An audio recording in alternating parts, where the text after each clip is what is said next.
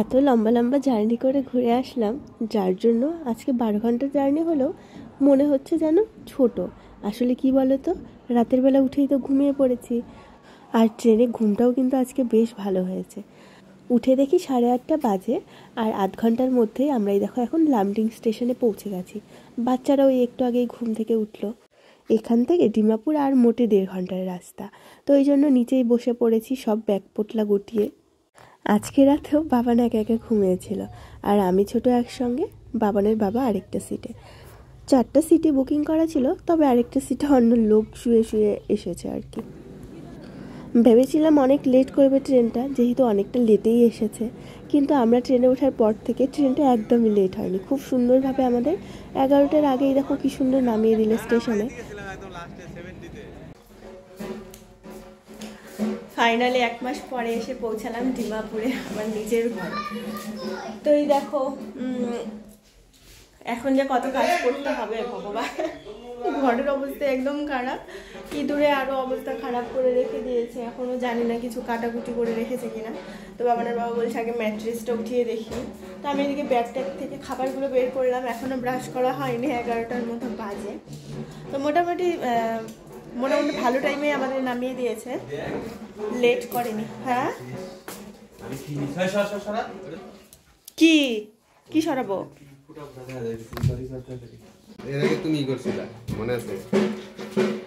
দেখো ওই যে ম্যাট্রেস ওঠানো হয়েছে, এই যে এক জায়গায়, এই যে এইখানে টুকে দিয়েছে এক জায়গায়, আর এইখানেই দেখো বাচ্চা টাচ্চা করে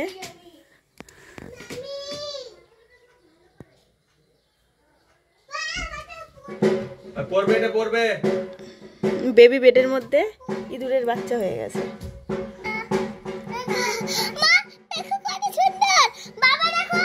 তো এসে পৌঁছেছি, তখন হচ্ছে 11টা বাজে, আর এখন বাজে 3টে। আমার কাজ এতক্ষণে কমপ্লিট হলো।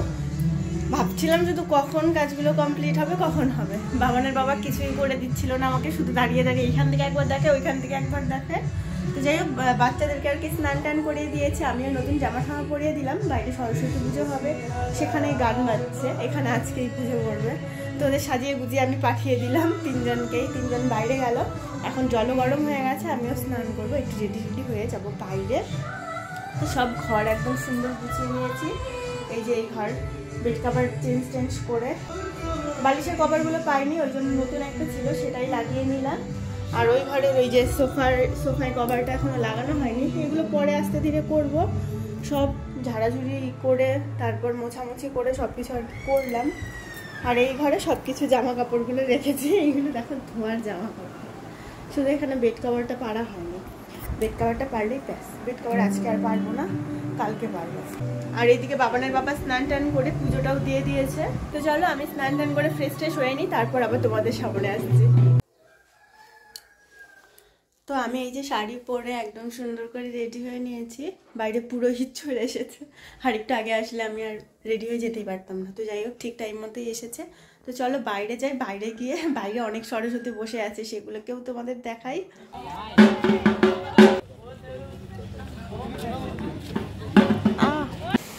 তো পুজোর ওখানে আর কি সবজি টবজি কেটে দিয়ে আসলাম, কেটে দিয়ে এসে খুব খিদে পেয়ে গেছে, ভাবছি একটু মুড়ি খাবো। এই দেখো আমাদের জানালার এখান থেকেই দেখো, একদম জানালার সঙ্গে এখানে রান্না হচ্ছে।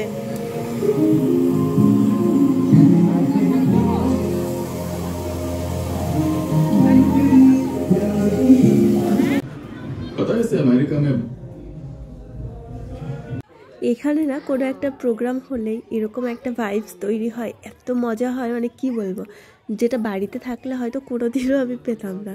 তো এখানে তো আমাদের এখানে ফ্রাইড রাইস আর পনির করেছে, আর আমাদের পাশে অনেক জায়গাতেই সরস্বতী পুজো হয়, কোথাও লুচি দিয়েছে, কোথাও খিচুড়ি দিয়েছে, কোনো জায়গায় কিন্তু বাদ যায়নি, সব জায়গা থেকে প্রসাদ এনে প্রসাদ খেয়ে নিয়েছি।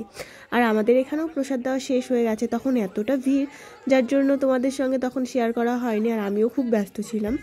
তো এখন একদম প্রসাদ খাওয়া সব কমপ্লিট, অনেক রাত হয়ে গেছে, সবাই ডান্সে ব্যস্ত।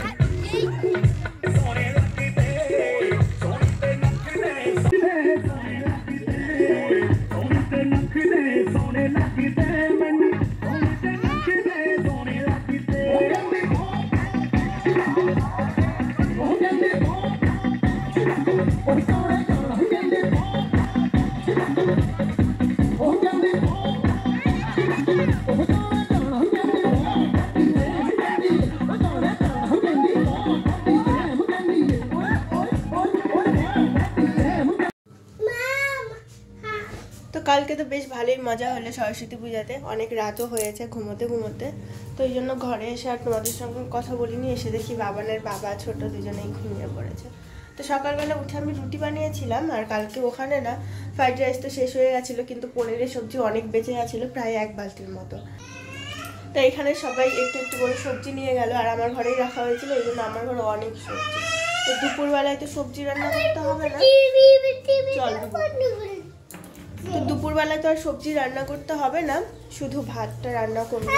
আমারও প্রচন্ড সর্দি লেগে গেছে, এইদিকে ওইদিকে জল, কত জল চেঞ্জ হলো এই করে। কালকে স্নান করতেও প্রায় 3 বেজে গেছিলো। তো এখন হচ্ছে আমি কাপড় ধোয়ার জন্য দিয়ে দিয়েছি। আসলে বাইরে না বেশি মেলারও জায়গা নেই যে 2-3 বার ধুয়ে দিব। তো এই কয়েকটা মেলে তারপর দেখবো, যদি ধোয়া যায় তাহলে আর একবার ধুয়ে দিব। কালকে তো সব ঘরগুলো মানে থাকার মতো করে মোটামুটি পরিষ্কার করে নিয়েছি, কিন্তু সব ঘর মানে পার্টিকুলারভাবে পরিষ্কার করতে হবে, যে ঝুলটুল জমে গেছে। কালকে যতটা পেরেছি আর কি করেছি, কিন্তু রান্নাঘরটা পরিষ্কার করা হয়নি। জিনিস টিনিস কালকে রান্নাঘর দরকারও পড়েনি, তো সব জিনিস টিনিস এরকমভাবে রেখে দিয়েছি। এইখানে সকালে রুটি বানিয়েছি, রুটি আমি খাইনি, এই যে 2টো রুটি আছে। আর এখানে পনির সবজিটা না বেশি মানে জল জল হয়ে গেছে, তো ওই জন্য আমি একটুখানি শুকনো করে বাবানের বাবাকে দিয়েছি, আর ওই যে ওইটুকু আছে আমি খাবো জন্য। আর ওখানে তো হাঁড়ি ভর্তি এখনো আছে, তো আর একজনকে দেওয়ার বাকি আছে, দিয়ে তারপরে বাকিটুকু আর কি থাকবে। শুকিয়ে যতটা খাওয়া যায় তারপর ফেলেই দিতে হবে। তো এইদিকে আমার এখন এইখানে যত বাসন আছে সব বাসনগুলো আমি এখন ধুয়ে টুয়ে রাখবো, কেননা অনেক দিন থেকে এগুলো জমে আছে, এরকমভাবে তো ইউজ করা যায় না। সব এখন ধুয়ে টুয়ে ছোটোকে তার আগে একটু টিভি দিয়ে দিচ্ছি। আমি কাপড় ধুতে দিয়ে এখন এই ঘরটা পরিষ্কার করছে আর কি। ওই বালাপোষটা ইঁদুরে কেটে মানে টুকরো টুকরো করে দিয়েছে, তো এটার ওপরে পারবো, পেরে তারপর এখানে আর কি বেড কভার পেরে দেবো।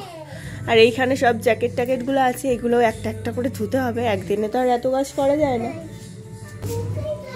এমনিতেই শরীর খারাপ হয়ে গেছে, এত বেশি কাজের প্রেশার একদিনে দিলে আরও বেশি শরীর খারাপ হবে। আর তার থেকে বড় কথা, এখন বাবানকে বই পড়াতে হবে ঠিক মতো। 10 তারিখ থেকে বাবানের টেস্ট এক্সাম, তার 1 মাস পরে আবার ফাইনাল এক্সাম। তো ওই জন্য এই কয়েকদিন তো একদম পড়াশুনো হয়নি। এখন ভালো করে অন্তত 2 বেলা বই পড়াতে হবে। আজকে স্কুল ছুটি বাবানের, কালকের থেকে স্কুল। বাবান খাওয়া দাওয়া করে বাইরে গেছিলো, এখন আসলো। আমি একটু কাজ টাজ করে যখন ফ্রি হবো তখন পড়তে বসাবো, আর তারপর সন্ধ্যাবেলা তো পড়াতে হবে।